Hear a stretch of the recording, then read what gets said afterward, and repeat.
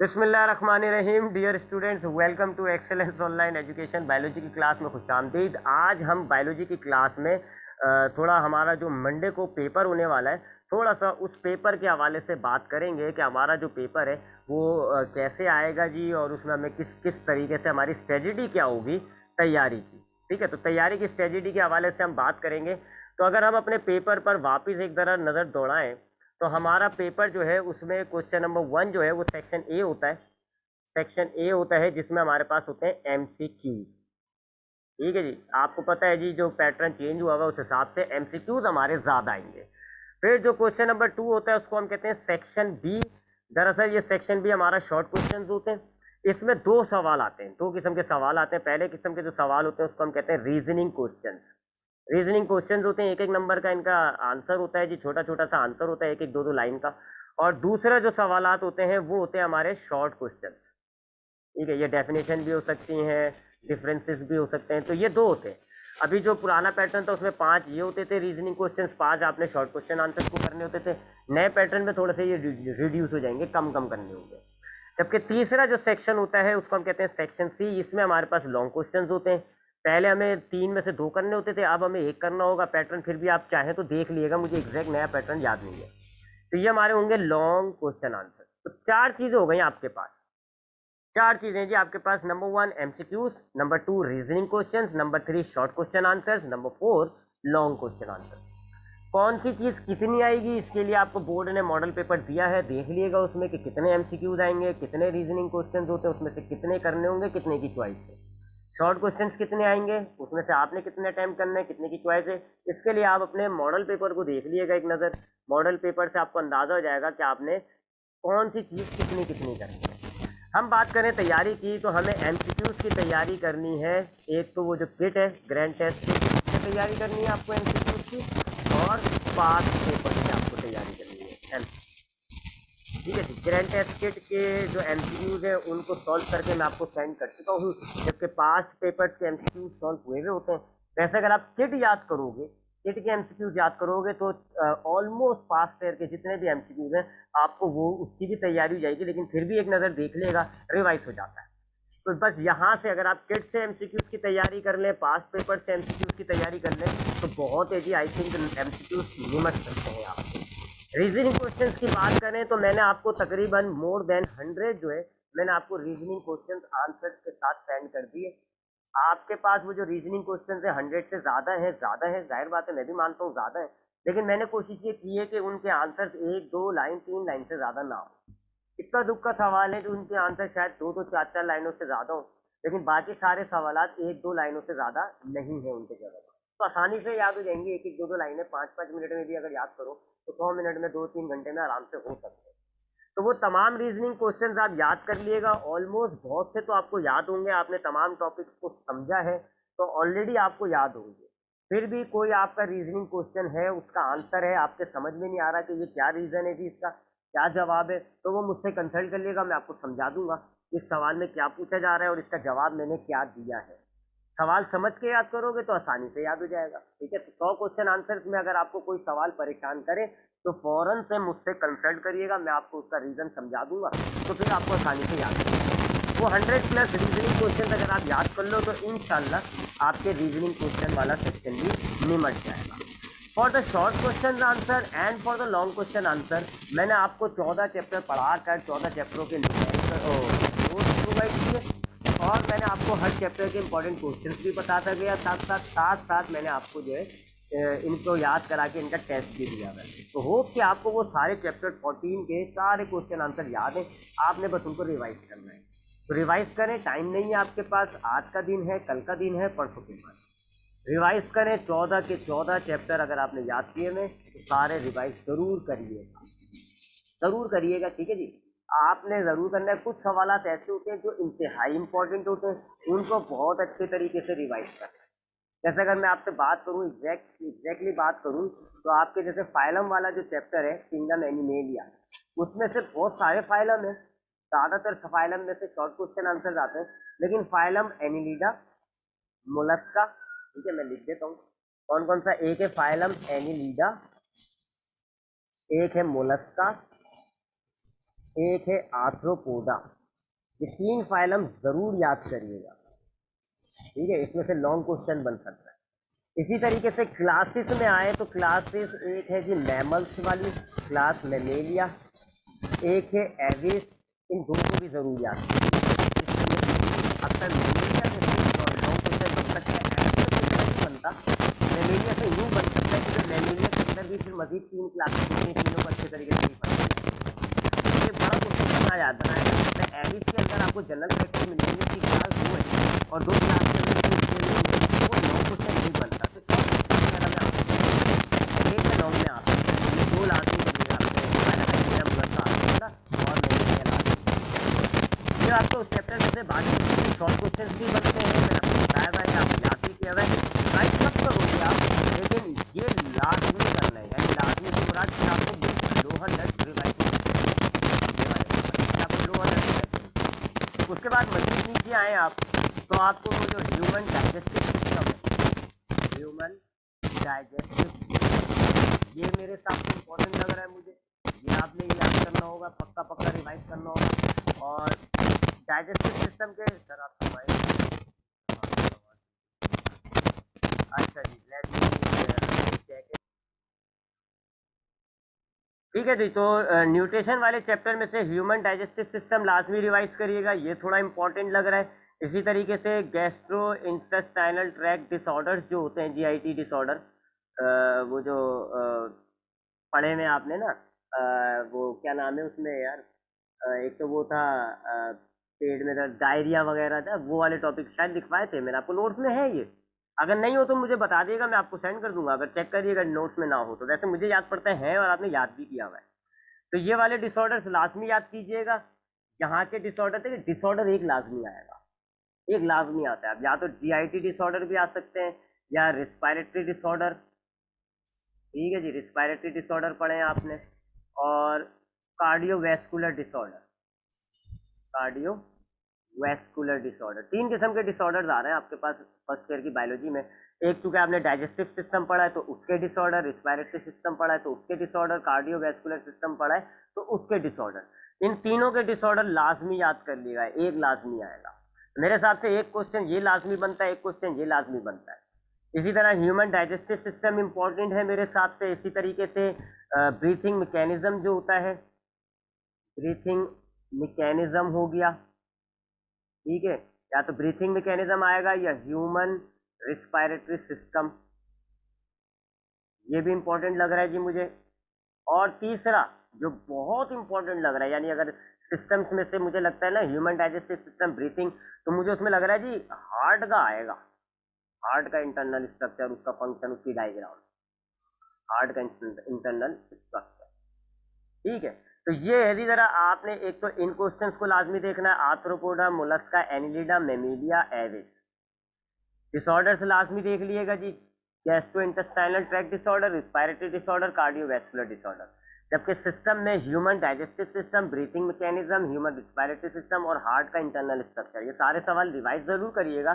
But मेरे हिसाब से ह्यूमन जो है, वो हार्ट जो है, वो थोड़ा इंपॉर्टेंट लग रहा है, वो मुझे लग रहा है थोड़ा सा इंपॉर्टेंट है, वो आ सकता है। बहरहाल आपने सब याद किया हुआ है, सब रिवाइज करें, बेहतर तो यही होगा कि कोई रिस्क ना लें, बिल्कुल भी रिस्क ना लें, सारे सवाल याद हैं तो सभी को रिवाइज करके जाइएगा, ठीक है जी। बाकी आपको इंपॉर्टेंट क्वेश्चन आंसर्स बताए हुए हैं, किसी भी सवाल में कोई भी कंफ्यूजन हो, किस सवाल कहाँ तक लिखना है, कोई बड़ा हो रहा है सवाल, बहुत ज़्यादा बड़ा लगता है आपको, या कौन सा सवाल में हेडिंग कौन कौन से आएगी, किसी भी चीज़ में आपको सवाल हो तो मुझसे ज़रूर कंसल्ट करिएगा। अच्छा जी, ये तो हो गया जी, हमने एमसीक्यूज की भी बात कर लीजिए कि एमसीक्यूज हमें कहाँ से तैयारी करनी है। रीजनिंग क्वेश्चंस भी मैंने आपको बता दिए, शॉर्ट क्वेश्चन आंसर्स भी बता दिए, लॉन्ग क्वेश्चन आंसर्स भी बता दिए। नाउ मूविंग ऑन, डायग्राम्स के हवाले से थोड़ा बात करें। अगर हम डायग्राम्स के हवाले से अगर हम बात करें तो एमसीक्यूज में तो कोई डायग्राम नहीं होती है, एमसीक्यूज में कोई डायग्राम नहीं होती है। रीजनिंग क्वेश्चन में डायग्राम आ जाए ऐसा सवाल ही नहीं पैदा होता, 1 नंबर का तो वो क्वेश्चन होता है, उसमें कौन सी डायग्राम आएगी। शॉर्ट क्वेश्चन में भी कोई डायग्राम नहीं आती। हाँ, कोई ऐसा शॉर्ट क्वेश्चन आ सकता है कि जिसमें आपको डायग्राम ही बनानी हो। यानी अगर मिसाल के तौर पे आप देखो ना, शॉर्ट क्वेश्चन आंसर है, फॉर एग्जांपल लिखा हुआ है एक्सप्लेन ह्यूमन रिस्पायरेटरी सिस्टम, हालांकि ये शॉर्ट क्वेश्चन में नहीं आता, लेकिन लेट्स सपोज कि जी शॉर्ट क्वेश्चन में आएगा ह्यूमन रिस्पायरेटरी सिस्टम, तो भी डायग्राम नहीं बनाना। शॉर्ट क्वेश्चन में डायग्राम नहीं बनाना, ऑलरेडी वो 2 नंबर का सवाल होता है, उसमें डायग्राम के आधे नंबर की बनाओगे आप? नहीं, शॉर्ट क्वेश्चंस में आप कोई डायग्राम नहीं बनाएंगे। No diagram in section B. Section B में कोई डायग्राम आपको बनाने की जरूरत नहीं है। हाँ, ऐसा जरूर हो सकता है कि आपको डायग्राम ही का सवाल कोई उठा के दे दिया जाए, जैसे draw neat and label diagram of fluid mosaic model. ठीक है, ऐसा हो सकता है कि आपको डायग्राम ही का सवाल दे दिया जाए। तो ऐसी सिचुएशन में अगर आप वो सवाल अटेम्प्ट करोगे तो फिर तो आपको बनाना पड़ेगा। ठीक है, तो सेक्शन बी, ठीक है, तो सेक्शन बी में आपने कोई डायग्राम, चाहे वो रीजनिंग हो चाहे वो नॉन रीजनिंग क्वेश्चन हो, आपने सेक्शन बी में कोई डायग्राम बनाने की जरूरत नहीं है। ना आपके पास इतना टाइम है, ना वो कोई ऐसा सवाल दिया जाता है जिसमें डायग्राम की जरूरत हो। हाँ, अगर कोई सवाल आपके पास सेक्शन बी में ऐसा आया हुआ है जिसमें आपको डायग्राम ही बनाने का कहा जा रहा है, draw neat and label diagram of bacteriophage या ह्यूमन प्लांट सेल या एनिमल सेल, और आप वो सवाल अटेम्प्ट करते हो तो फिर तो आपको उसमें डायग्राम बनानी पड़ेगी, उसमें आपने लिखना नहीं पड़ेगा। मेरा मशवरा ये है, ऐसे सवाल को चॉइस में छोड़िएगा। मेरा मेरा मशवरा है कि अगर आपके पास डायग्राम वाले सवाल हो ना, डायग्राम में यदि draw neat and label diagram हो, तो मेरे ख्याल में आप यहाँ पर चॉइस पे इसको छोड़ दीजिएगा, यहाँ आप अपनी चॉइस वाला ऑप्शन अप्लाई करिएगा। क्योंकि डायग्राम वाला सवाल आप जितनी भी बेहतरीन डायग्राम बना लो, सामने वाला उसमें से एक आध नंबर काट देता है। ठीक है, आप जितनी भी बेहतरीन, आपकी नज़र में वो डायग्राम बेहतरीन भी लग रही होगी, सामने वाला उसमें से वो डायग्राम वाला सवाल ऐसा हो जाता है कि उसमें से आराम से चेकर आधा नंबर कम ही कर देता है। तो इसलिए चेकर को मौका ही ना दें, आप वो डायग्राम वाले सवाल चॉइस में छोड़ दें। अगर आपके पास ऑप्शन नहीं है तो फिर तो आप, जाहिर बात है, अगर आपके पास, आपने जो आपको सवाल नहीं आते वो आपने चॉइस में छोड़े में, और अब आपने डायग्राम वाला अटैम्प्ट करना है, तो फिर तो आप अटैम्प्ट करोगे। फिर आप अटैम्प्ट करोगे तो कोशिश करना डायग्राम सिंपल सी बनाओ, अच्छी सी बनाओ, बड़ी बना दो, लेकिन साफ सुथरी हो, लेबलिंग पूरी होनी चाहिए। लेबलिंग असल चीज़ होती है, लेबलिंग पूरी होनी चाहिए आपकी, डायग्राम आप बना लें। वैसे मैंने आपको मशवरा दिया, चॉइस में आपको है। अब आते हैं लॉन्ग क्वेश्चन की तरफ, सेक्शन सी। सेक्शन सी में आपको डायग्राम बनानी होती है, बाकायदा मेंशन भी किया हुआ होता है, लिखा हुआ होगा ह्यूमन डाइजेस्टिव सिस्टम आपने एक्सप्लेन करना है और ड्रॉ द डायग्राम हो।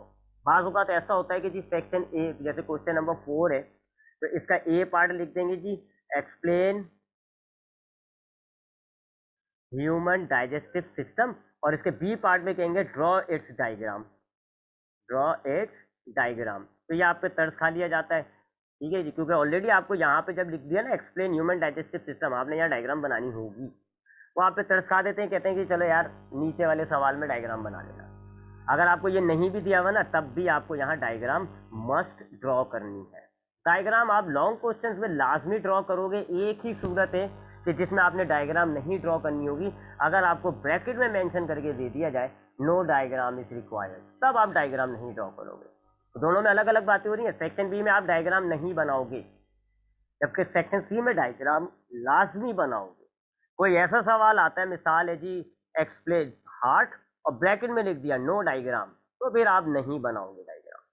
और अगर ये ब्रैकेट नहीं है ये ब्रैकेट, फॉर एग्जांपल सिर्फ लिखा हुआ है एक्सप्लेन हार्ट, तो फिर आप हार्ट की पूरी वो पैराग्राफ वगैरह पूरा एक्सप्लेन करें, उसके बाद उसकी डायग्राम भी बनाएं, तभी तो लॉन्ग है वो।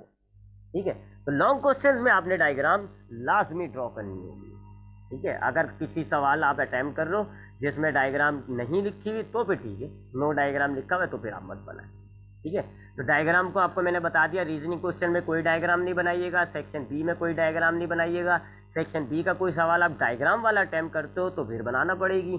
सेक्शन सी के अंदर आपने हर लॉन्ग क्वेश्चन के साथ डायग्राम जरूर बनेगी। अगर आपका जो है ऐसा सवाल है जिसके ब्रैकेट में इन्होंने मेंशन किया हुआ है नो डायग्राम इज रिक्वायर्ड, तो फिर आप वहाँ डायग्राम नहीं बनाइएगा। अदरवाइज अगर ऐसी ब्रैकेट नहीं है तो आप डायग्राम जरूर बनाएंगे। बाज़ औक़ात ऐसा होता है कि जी आपने ह्यूमन डाइजेस्टिव सिस्टम लिखा हुआ है, एक्सप्लेन ह्यूमन डाइजेस्टिव सिस्टम, तो आपने यहाँ एक्सप्लेन किया और डायग्राम बना दी, और फिर नीचे बी सेक्शन में लिखा हुआ है ना ड्रॉ इट्स डायग्राम, तो बस आपकी वो बी सेक्शन की डायग्राम आ गई। डबल डबल मत बनाइएगा, ये नहीं करिएगा कि सर ने कहा था कि जी यहाँ पे डायग्राम बनाएंगे, दोबारा बना दी, 2 दफ़ा नहीं बनाइएगा। आपने ये एक्सप्लेन किया, फिर बी है ना डी डायग्राम, तो आपने नंबर डाला जी 4B, और आपने उसकी डायग्राम ड्रॉ कर। ठीक है, ऐसे आप डायग्राम ड्रॉ करिएगा। अब आते हैं जी डायग्राम्स की तरफ। हमारे पास चैप्टर्स में कौन कौन सी डायग्राम्स है, तो देखिए जी चैप्टर नंबर 1 जो है वो आपका बॉटनी का होता है, उसमें तो आप छोड़ दें। चैप्टर नंबर 2 बॉटनी का होता है, चैप्टर नंबर 3 जो है इंजाइम्स वाला जूलॉजी का है, लेकिन उसमें से भी कोई डायग्राम नहीं है। चैप्टर नंबर 4 जो है सेल वाला, वो बॉटनी का होता है, उसमें भी अभी आपको कोई डायग्राम की प्रैक्टिस नहीं करनी। चैप्टर नंबर 5 जो है वैरायटी ऑफ लाइफ, उसके अंदर आपके पास जो है कोई भी डायग्राम नहीं है। चैप्टर नंबर 6 किंगडम प्रोकैरियोटी, वो भी आपका जो है बॉटनी का होता है। चैप्टर नंबर 7 प्रोक्टोप्टिस्टा फंजाई वाला, उसमें भी आपका जो है वो बैक्टीरियस का है। अल्लाह आपका भला करे। बॉटनी का भी है, इसमें एनिमल्स का भी है, लेकिन इसमें भी कोई डायग्राम नहीं है। असल असल चीज़ की तरफ आते हैं, फाइलम वाला चैप्टर। फाइलम वाले चैप्टर में आपके बेतहाशा डायग्राम्स बनी पड़ी हुई है जी, बेतहाशा डायग्राम्स हैं। लेकिन इसमें आपके वही जो 3 फाइलम है ना, फाइलम मोलस्का, आर्थ्रोपोडा और एनिलिडा, वो जो 3 फाइलम है उनकी डायग्राम देख लीजिएगा बस, बाकी किसी डायग्राम को नहीं। जैसे फाइलम एनिलिडा में आप एक अर्थवॉर्म की डायग्राम है, आप उसको देख लीजिएगा। मैं आपको टू बी स्पेसिफिक बात करूं तो अर्थवॉर्म की एक डायग्राम है पेज नंबर 207 पर। अर्थ वॉर्म की एक डायग्राम है पेज नंबर, बुक के पेज नंबर बता रहा हूँ मैं आपको, 207। 3 डायग्राम्स बनी हुई है उसमें, तो डायग्राम नंबर है जी 10.27। ठीक है, एक सिंपल सा अर्थवॉर्म बना हुआ है ये डायग्राम। ठीक है, मैं आपको पहले ही कह चुका हूँ, ये वाला जो सवाल आता है एनिलिडा वाला, एनिलिडा मोलस्का आर्थ्रोपोडा लॉन्ग में आता है। डायग्राम बनाओगे चेकर इम्प्रेस हो जाता है, इम्प्रेस हो जाता है। इम्प्रेस हो जाएगा तो आपको अच्छे नंबर देगा। तो आपने एनिलिडा यानी कि चैप्टर जो है ना किंगडम एनिमेलिया, उसमें से आपने एक अर्थवॉर्म की डायग्राम बनानी है, पेज नंबर 207 में है, डायग्राम नंबर है 10.27। ठीक है, बड़ा एक अर्थवॉर्म सा बना हुआ है, सिंपल डायग्राम है, मेरा नहीं ख्याल कोई इतना मुश्किल होगा। ठीक है, ऐसा अर्थवॉर्म बना हुआ है, उसको बनाओ कैसे, आपने ऐसे रेक्टेंगुलर बनाओ जी, रेक्टेंगल आप बनाओ, उसके बाद ऐसे उसमें ना यहाँ साइडों से ऐसे कर्ल कर लो। इसको जब रेक्टेंगल बनाओ ना तो हल्की पेंसिल से बनाओ, हल्की पेंसिल से बनाओ। जब आप यहाँ साइडों से कर्ल करोगे तो थोड़ा सा डार्क पेंसिल से कर लेना, ताकि वो हल्की वाली पेंसिल आपकी सूख जाए। तो ऐसे यहाँ पे साइडों में ना यू स्पीड ब्रेकर बना दिएगा, सारे स्पीड ब्रेकर्स को आपस में ऐसे ज्वाइन कर दो, बन गया अर्थवॉर्म।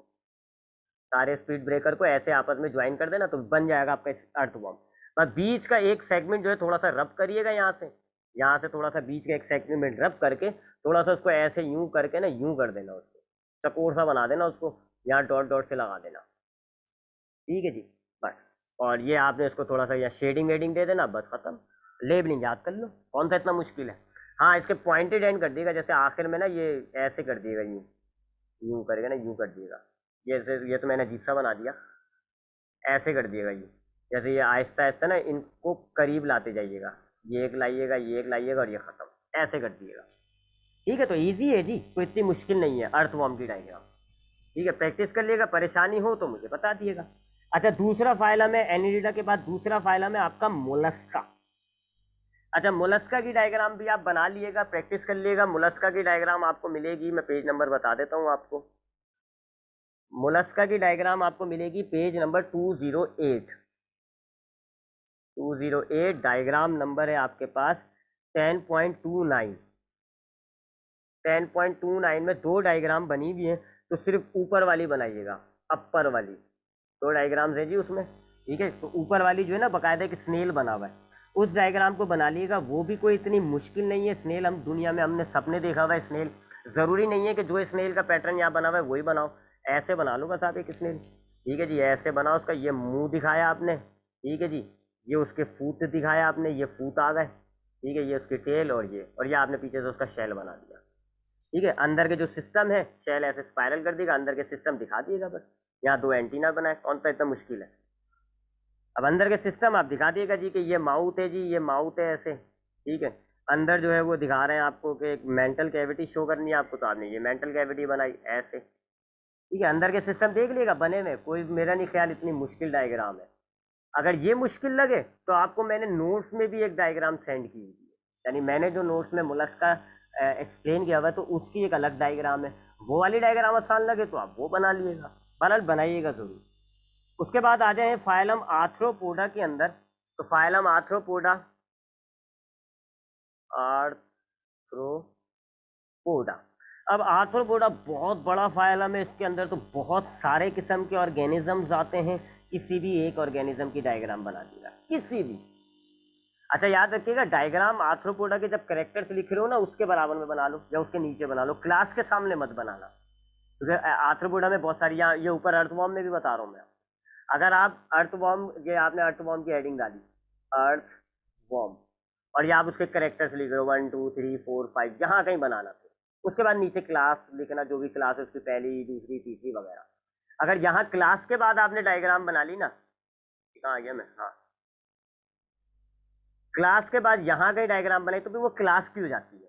आप तो अर्थवॉर्म बना रहे हो ना, अर्थवॉर्म आप यहाँ पे बनाओ, ठीक है। तो ये डायग्राम्स आपने जब अर्थवॉर्म बना रहे हो उसके बाद बनाओ, जब आप मोलस्का लिख रहे हो तो मोलस्का के बाद डायग्राम बनाइएगा, आर्थ्रोपोडा लिख रहे हो तो आर्थ्रोपोडा के बाद, यानी पहले आर्थ्रोपोडा के कैरेक्टर्स, फिर डायग्राम, फिर क्लासेस बयान करिएगा, ताकि हमारे पास ये स्पेसिफिक हो जाए कि ये हम डायग्राम आर्थ्रोपोडा के एंगल से बना रहे हैं, क्लास के एंगल से नहीं। आर्थ्रोपोडा में बेतहाशा डायग्राम है जी, आप देख लीजिएगा पेज नंबर 212 से लेके 216 तक, आपकी जो है 200 पेज नंबर 212 से 216 तक, पता नहीं कितनी सारी डायग्राम है, एनी वन बना लिएगा कोई सी भी, क्योंकि वो सारे आर्थ्रोपोडे किसी भी एक की बना लिएगा। मेरा ख्याल है मुझसे अगर आप मशवरा लो तो मैं आपसे कहूँगा जी वो बना लो, स्कॉर्पियन जो है बिच्छू 10.35, अच्छी लग रही है वो डायग्राम, इजी है, सेगमेंट्स बनाने, ज्वाइंटेड लेग्स बनाने और 2 हाथ बनाने, वो इतनी मुश्किल नहीं है, तो वो बना लिएगा आप चाहे तो। और अगर आपको प्रॉन, आपने 9th क्लास में प्रॉन डायग्राम प्रैक्टिकल के अंदर प्रैक्टिस की थी, वो आसान लगती है तो प्रॉन बना लो, एनी वन बनाइएगा जरूर, ठीक है जी। उसके बाद आते हैं, आगे बढ़ते हैं, बाकी कोई डायग्राम, कोई भी डायग्राम आपको बनाने की ज़रूरत नहीं है, किसी भी डायग्राम को बनाने की ज़रूरत नहीं है। और एविस के अंदर भी अगर एविस का सवाल आए तो भी आप उसमें डायग्राम मत बनाइएगा एविस की, क्योंकि शॉर्ट क्वेश्चन में ही आ सकता है, लॉन्ग में भी आएगा तो वो सवाल के नंबर थ्योरी में निकल जाते हैं, डायग्राम उसमें जो है ना वैसी इतनी मुश्किल होती है एविस की, नहीं बनाइएगा, ना ही मैमल की डायग्राम। ये है जी चैप्टर किंगडम एनिमेलिया। तो किंगडम एनिमेलिया में से बस अर्थवर्म, मोलस्का और आर्थ्रोपोडा की एक एक डायग्राम देख लीजिएगा। उसके बाद आते हैं बायो एनर्जेटिक्स, वो आपका यहाँ नहीं, बॉटनी का होता है चैप्टर, इधर का नहीं है वो, उसको छोड़ दें आप। उसके बाद आते हैं जी न्यूट्रिशन वाले चैप्टर में।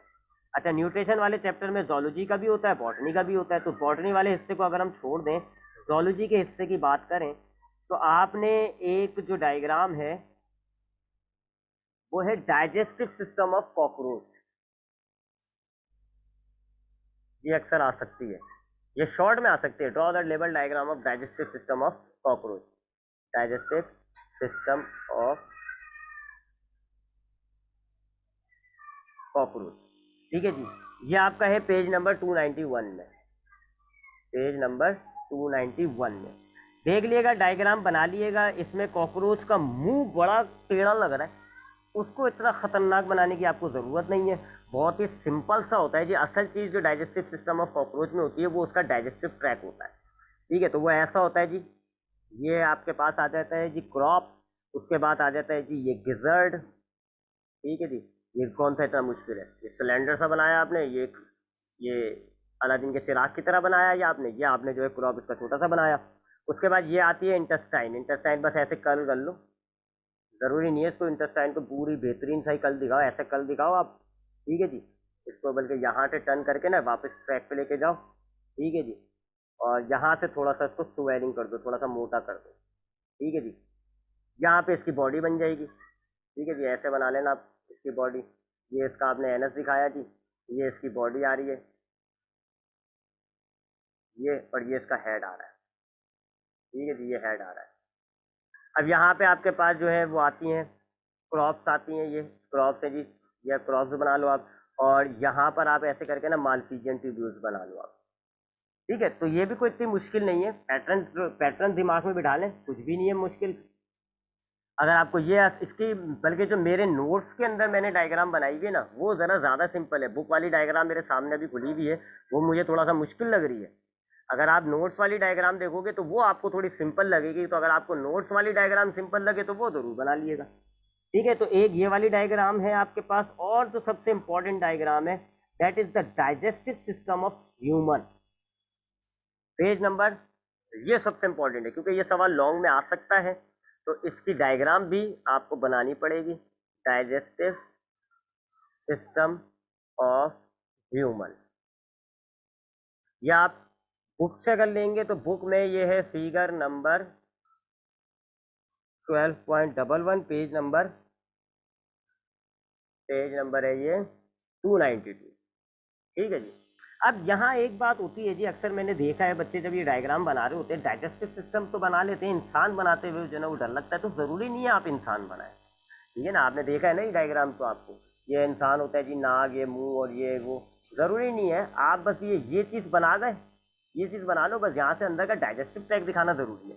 हेड नहीं बनता मत बनाओ, सिर्फ डाइजेस्टिव सिस्टम ड्रॉ कर लो, वही बहुत होता है। हमने तो डाइजेस्टिव सिस्टम करना है ना, हमें वो इंसान वेस्ट इंडीज़ को किसका, उससे हमें क्या है। तो आप डाइजेस्टिव सिस्टम ड्रॉ करो जी, ऐसे नसल कैविटी दिखाओ, ये आपके पास प्लेट होती है, ये आपके पास बक्कल कैविटी होती है, ठीक है जी, ये फेरेंक्स होता है, ये आपके पास एस वो होता है एपिग्लोटस, ठीक है। ये ऐसे आपका ये वो आ रहा है, क्या नाम है, एसोफेगस आ रहा है, ठीक है जी। ऐसे ड्रॉ कर लें, यहाँ पे आप सलेवरी ग्लैंड बनाए ऐसे, ठीक है। ज़रूरी नहीं है कि वो जो इंसान का शेप होता है, यहाँ जो शेप बना होता है वो बनाए, वो ज़रूरी नहीं है। अगर आप बना सकते हो, अच्छा बन रहा है बना लो, नहीं अच्छा बन पा रहा छोड़ दो, उसको मत बनाओ। तो डाइजेस्टिव सिस्टम ऑफ ह्यूमन ज़रूर देख लीजिएगा, पेज नंबर 292 पर है। अगर आपको ये आसान लगती है ये, अगर आपको बुक वाली आसान लगे तो बुक वाली, किसी हिस्से में अगर आपको परेशानी हो रही हो तो कोई ट्रिक रख लिया करो। जैसा कि अगर मुझे अक्सर मैंने देखा है बच्चों को जो है वो निचले हिस्से बनाने में परेशानी होती है, तो ये देखें जी, ये हमने स्टमक बनाया, ठीक है, स्टमक ऐसे बना लिया हमने। बीन बनाते हो ना, बीन, बीन होता है, ये बीन होता है, बस बीन बनाओ। अब बीन का ऊपरी और निचली हिस्सा मिटा दो, ये हिस्सा मिटाओ और ये हिस्सा मिटाओ, और यहाँ से आप दो डंडियाँ निकाल लो, ये एसोफेगस जा रहा है या आपके पास ड्यूडेनम जा रहा है। ये तो आपने स्टमक बना लिया, ठीक है जी, ये आपने स्टमक बना लिया। आप क्या करो, आप लॉन्ग लार्ज इंटेस्टाइन बनाओ, यहाँ पे लार्ज इंटेस्टाइन बनाओ। अब लार्ज इंटेस्टाइन कैसे बनाओगे जी, ऐसे ये बनाते जाओ, ये कौन सा इतना मुश्किल होता है, ये ये तो मुश्किल नहीं होता। इसी तरह यहाँ पर हम यूं इस शेप में बना लेते हैं, यूं शेप में, ठीक है। ये देखें जी, ऐसे बनाए आप, ये हमने ऊपर के बनाए। जैसे बादल बनाते हैं ना, बच्चे बादल बना रहे होते हैं सीनरी के अंदर, सीनरी में बादल यूं बनाते हैं वो, बस ऐसे ही बना रहे हैं हम। और अब ये वाले बनाए आप यहाँ पे, ये लार्ज इंटेस्टाइन है। अब इसको यहाँ से घुमाएं और ये रेक्टम बना दें आप, ये कौन सा इतना मुश्किल है, ये तो सॉरी ये तो बंद नहीं हुआ, ये कौन सा इतना मुश्किल है, ठीक है। यहाँ पे आप ऐसे लाइन्स लगा दें, ऐसे लाइन्स लगा दें, ठीक है जी, ताकि आपको पता चल जाएगा ये कोई स्पेस है, ये इंटेस्टाइन है, ऐसे लाइन्स बना दें अंशन सी खत्म। ये लार्ज इंटेस्टाइन हो गई, ये स्टमक हो गया। लीवर आप यहाँ पे बनाओ जी, ये ऐसे लीवर बना दो, ये गन की शेप में, जैसे गन होती है ना ऐसे शेप में बनाओ, बस थोड़ा सा। अब इसके किनारे जैसे ट्राइंगल तो बनाया आपने, लेकिन बिल्कुल ऐसे गत्ते की तरह का ट्राइंगल तो नहीं होना चाहिए, ठीक है। तो थोड़े से किनारे जो है आप ऐसे कर्ल से रख दो, ठीक है, आड़े टेढ़े किनारे, ऐसे ऐसे ऐसे, ठीक है। ये तो कुछ ज़्यादा ही हो गया, अबे भैया। बाकी स्मॉल इंटेस्टाइन में आप ज़रा बस ट्रिक ध्यान में रख लो, यू, ठीक है जी, यहाँ से ऐसे कर लो, ठीक है जी। अब इसको पूरा घुमाओ और यहाँ से ऐसे कर लो, अब इसको पूरा घुमाओ, यहाँ से ऐसे कर लो। जो आप अब ये वाली इसको आप आपने यूं करनी है, यहाँ से पूरा यूं कर लो, ऐसे कुछ ट्रिक अपना लो भाई।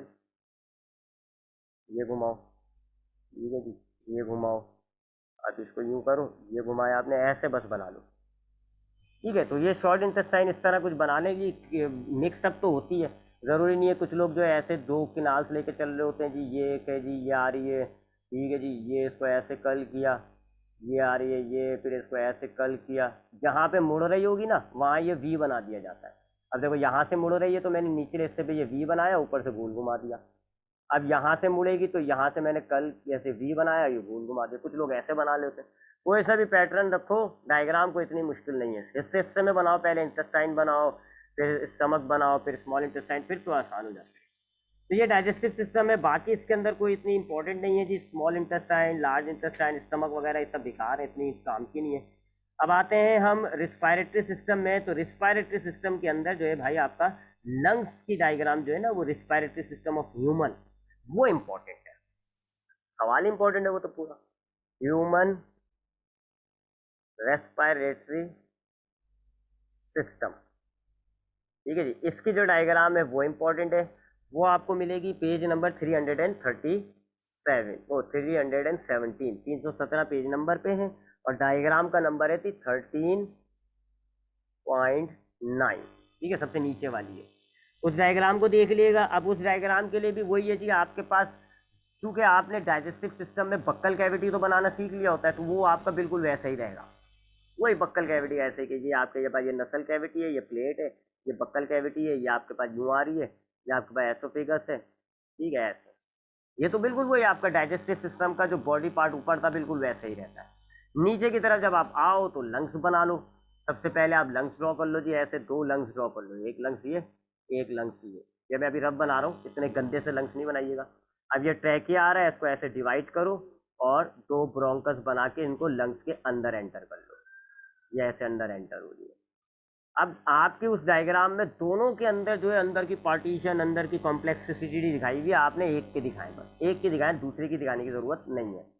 अब इसको आप जैसे ये ब्रोंकस आ रही है ना, इसको डिवाइड डिवाइड जैसे ब्रांचेस बनाते हैं आप, ठीक है, ऐसे ब्रांचेस बनाते हैं, ऐसे डिवाइड करते जाए, ऐसे डिवाइड करते जाए, और ऐसे इसकी नेटवर्क बता देंगे, पूरा नेटवर्क फैल रहा है ऐसे ये, ठीक है जी। और फिर साइड में आप एल्व्यूलस बना दें। एल्व्यूलस आपने देखा हुआ है, बुक में है आपके पास पेज नंबर 319 में, ठीक है। ऐसे आप यूँ दिखाएं जी कि ये आ रहा है आपके पास, फिर उसके बाद ये ऐसे घुमा दें और बस अंदर यूँ करें एक छोटी सी ब्रांचेस, बस ठीक है। इसको आप थोड़ा सा शेड वेड दे दें ऐसे करके जी, आप बोल दें एल्व्यूलस से ख़त्म। इतनी सिंपल सी डायग्राम है, इतनी कोई मुश्किल तो है नहीं। तो ऊपरी हिस्सा आप डाइजेस्टिव सिस्टम का रखोगे, नीचे 2 लंग्स बनाओगे, एक को आप उसके अंदर की जो पार्टीशन है, ब्रोंक्यूल्स जो बनती हैं वो दिखाएं, दूसरे में दिखाने की ज़रूरत नहीं है। उसके अलावा और कोई डायग्राम इस चैप्टर से एज सच इंपॉर्टेंट नहीं है। ट्रांसपोर्ट वाले चैप्टर में आए तो ट्रांसपोर्ट वाले चैप्टर में सिर्फ जोलॉजी की बात करें तो जोलॉजी में ब्लड व्लड की डायग्राम तो ज़रूरी नहीं होती है, वो तो ना ही सर्कुलेटरी सिस्टम की, हार्ट की है जी। हार्ट की डायग्राम बहुत इंपॉर्टेंट है। अब हार्ट की इतनी सारी डायग्राम्स है आपके पास, आप उसमें से बनाओगे पेज नंबर 356 वाली,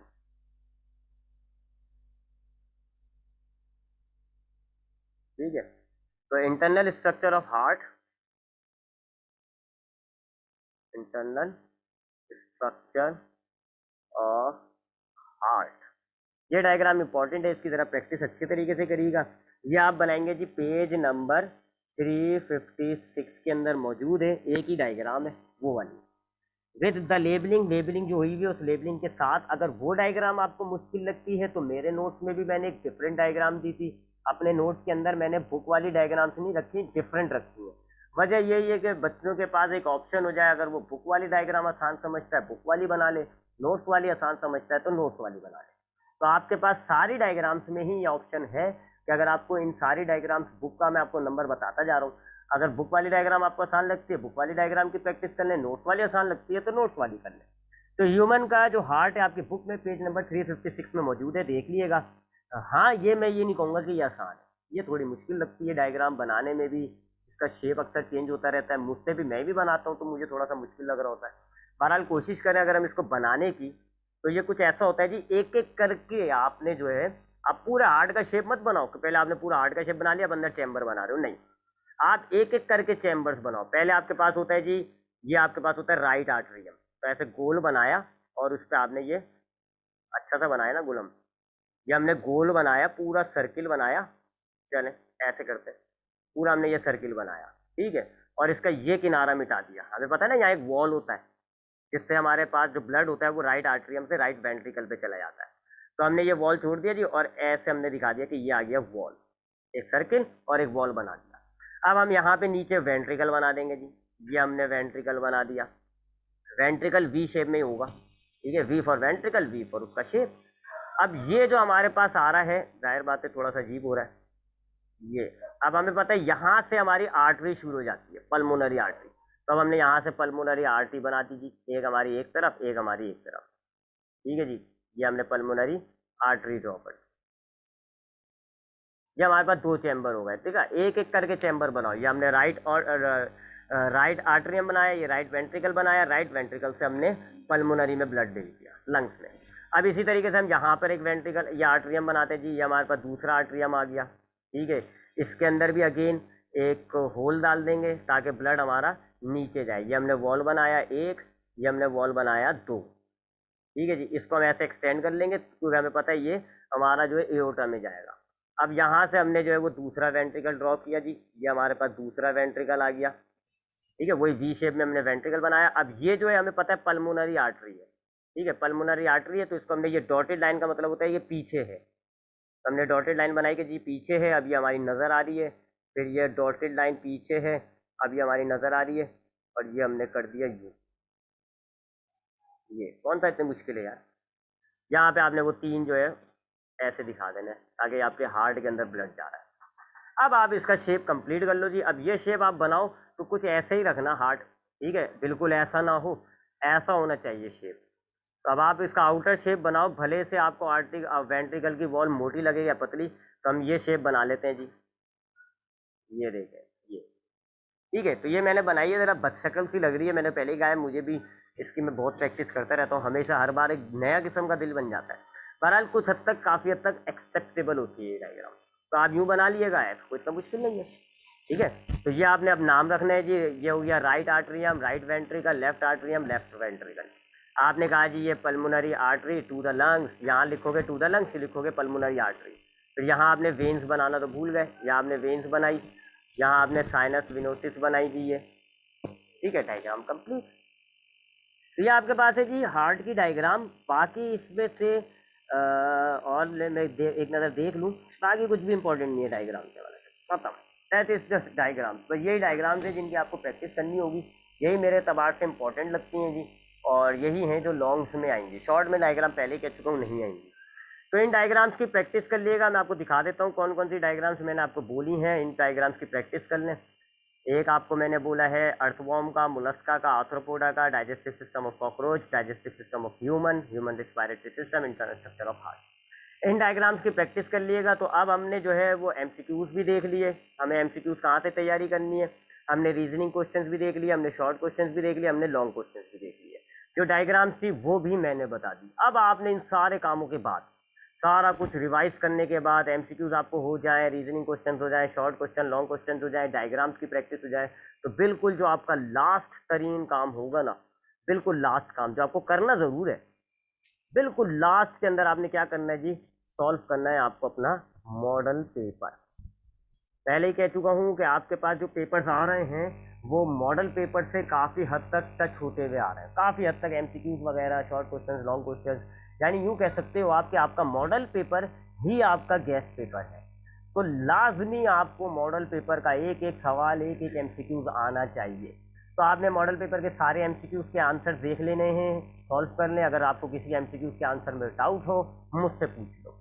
शॉर्ट क्वेश्चन जितने भी हैं याद होने चाहिए, जितने भी रीजनिंग क्वेश्चन हैं मॉडल पेपर में वो भी आपको याद होने चाहिए, शॉर्ट क्वेश्चन भी याद होने चाहिए, लॉन्ग क्वेश्चन भी। मॉडल पेपर को जब आप याद करते जाओ तो कोई चॉइस नहीं, पूरा का पूरा मॉडल पेपर याद होना चाहिए, कोई चॉइस कंसीडर मत करिएगा, सारे सवालात शॉर्ट, लॉन्ग, रीजनिंग सब याद होने चाहिए।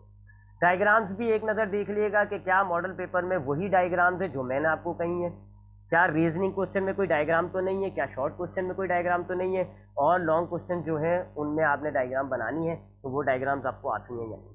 So that will be your paper. अब हम जो है आज हम अपनी क्लास को वाइंड अप कर रहे हैं।